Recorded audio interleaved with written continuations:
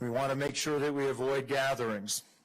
And I know on this Easter weekend how difficult that is. And I want to share a brief letter from Bishop Steven and a couple of paragraphs in the bottom that kind of indicate how critical this issue is.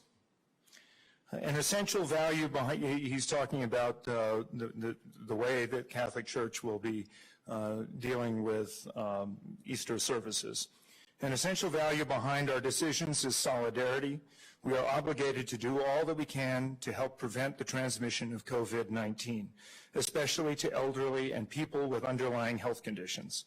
Solidarity requires us to act to prevent any person from being infected. At this time, public gatherings endanger those in attendance, who in turn could infect others. We need to consider the common good of all people, not just our fellow Christians.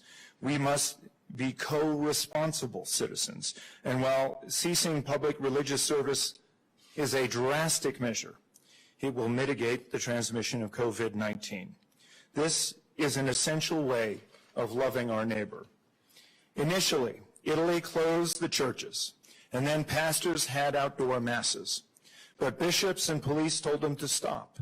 Those pastors wanted to feed their people spiritually, but the result was that more people were exposed to COVID-19 and are dying. By April 6th, the death toll in Italy was 16,000 people, including 87 priests, a number of doctors. In the Diocese of Bergamo alone, 25 priests have died. What I want to say by this is that it is important that we remember in this Easter weekend that we are a community, and we have a responsibility to our fellow neighbors. And I will say, too, that it is heartening to me that so many churches and congregations have reached out to make their services available online in a way that doesn't endanger people.